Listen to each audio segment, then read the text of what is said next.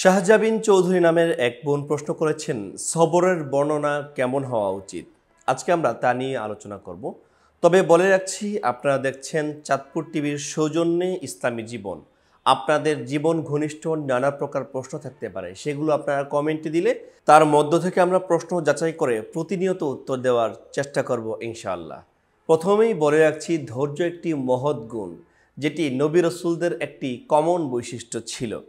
আল্লাহ তাআলা রব্বুল আলামিন ধৈর্যশীলদেরকে অনেক ভালোবাসেন। যেমন আল্লাহ তাআলা রব্বুল আলামিন বলেছেন, ইন্নাল্লাহা মা'আস সাবিরিন, ধৈর্যশীলদের সাথে আল্লাহ তাআলা সব সময় থাকেন। এবং অন্যত্র আল্লাহ তাআলা বলেছেন, ইয়া আইয়ুহাল্লাযীনা আমানুসবিরু ওয়াসাবিরু ওয়ারাবিতু ওয়াত্তাকুল্লাহ। আল্লাহ তাআলা মুমিন বান্দাদেরকে ধৈর্য ধারণ করার অভয় দিয়েছেন, উপদেশ দিয়েছেন। এবং সূরা আসরে যদি আমরা খেয়াল করতে যাই, যে সমস্ত মুমিন বান্দারা ধৈর্য ধারণ করবে তাদেরকে কিন্তু আল্লাহ তাআলা ধ্বংস থেকে রক্ষা করবেন। আল্লাহ বলেছেন, ওয়াল আসর ইন্নাল ইনসানা লাফি খুসর ইল্লাল্লাযীনা আমানু ওয়া আমিলুস সলিহাত ওয়া তাওয়াসাউ বিল হাক্কি ওয়া তাওয়াসাউ বিস সবর।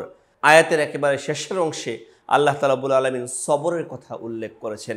সুতরাং কোনো মুমিন ব্যক্তি যদি তার বিপদের সময় ধৈর্য ধারণ করে, আল্লাহ তাআলা সেই ধৈর্যশীল বান্দার উপর উত্তম জাযা দিবেন ইনশাআল্লাহ।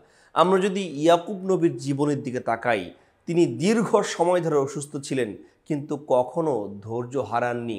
অবশেষে আল্লাহ তাআলা রব্বুল আলামিন তার সেই যৌবন ফিরিয়ে দিয়েছেন, উত্তম চেহারা ফিরিয়ে দিয়েছেন, শুধুমাত্র ধৈর্য ধারণ করার কারণে। মহানবী হযরত মুহাম্মদ সাল্লাল্লাহু আলাইহি ওয়াসাল্লাম মাক্কী জীবনে অত্যন্ত কঠোর একটি জীবনযাপন করেছেন, কঠিন একটি জীবনযাপন করেছেন। সেখানে নানা অত্যাচার তাকে সহ্য করতে হয়েছে। কিন্তু এত অত্যাচারের পরেও আল্লাহর রাসূল সাল্লাল্লাহু আলাইহি ওয়াসাল্লাম কিন্তু কাফেরদের বিরুদ্ধে কখনো বদদোয়া করেন নাই। তিনি ধৈর্যশীলতার পরিচয় দিয়েছেন। শেষ পর্যন্ত দেখা গিয়েছে, যে সমস্ত মানুষ আল্লাহর রাসূলের বিরোধিতা করেছে, তাদের বংশধরেরাই কিন্তু সেই ইসলাম ধর্মকে গ্রহণ করেছে। এটা ছিল ধৈর্যের ফসল।